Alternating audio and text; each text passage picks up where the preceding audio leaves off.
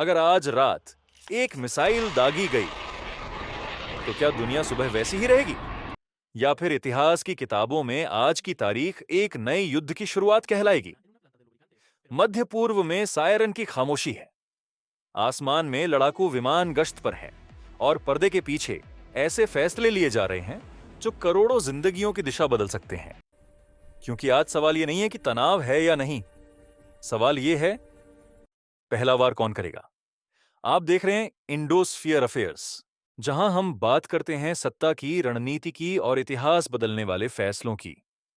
अगर आप चाहते हैं सच्ची, गहरी और बिना शोर की जियोपॉलिटिक्स, तो वीडियो को लाइक कीजिए, चैनल को सब्सक्राइब कीजिए और बेल आइकन दबाइए, क्योंकि जो आने वाला है वह हर किसी को जानना चाहिए। अब लौटते हैं उस आग की ओर जो धीरे धीरे पूरे क्षेत्र को घेर रही है।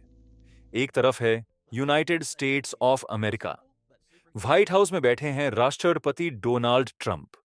दूसरी तरफ है ईरान, जहां सत्ता का असली केंद्र है supreme leader Ayatollah Ali Khamenei.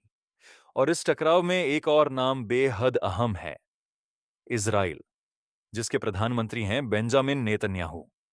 और इन सब के बीच खड़ा है भारत, प्रधानमंत्री नरेंद्र मोदी के नेतृत्व में, और विदेश नीति संभाल रहे हैं विदेश मंत्री एस जयशंकर।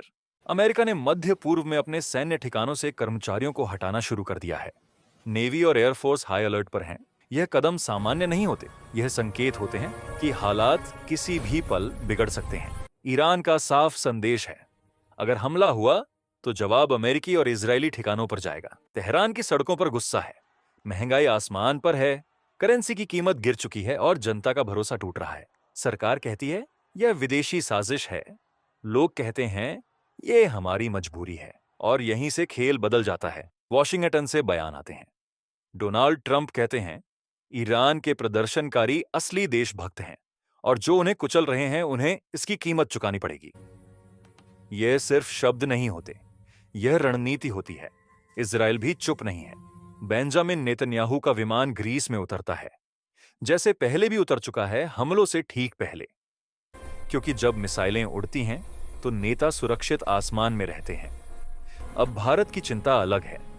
चाबहार पोर्ट में भारी निवेश, व्यापार के रास्ते, ऊर्जा की सप्लाई और हजारों भारतीय नागरिक जो अभी भी ईरान में हैं। इसीलिए एस जयशंकर लगातार ईरानी नेतृत्व से संपर्क में हैं, डिप्लोमेसी के जरिए हालात संभालने की कोशिश। लेकिन जब महाशक्तियां आमने सामने हों तो कूटनीति अक्सर बहुत देर से असर दिखाती है।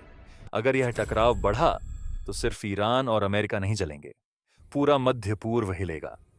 तेल की कीमतें बढ़ेंगी, समुद्री रास्ते असुरक्षित होंगे और दुनिया की अर्थव्यवस्था डगमगाएगी। यह युद्ध सिर्फ बमों से नहीं लड़ा जाएगा, यह लड़ा जाएगा साइबर हमलों से, गुप्त ओन ऑपरेशनों से और अंदरूनी विद्रोहों से। अगर ईरान की सरकार दबाव में टूटी तो सत्ता बदलेगी और इतिहास फिर एक नया अध्याय लिखेगा।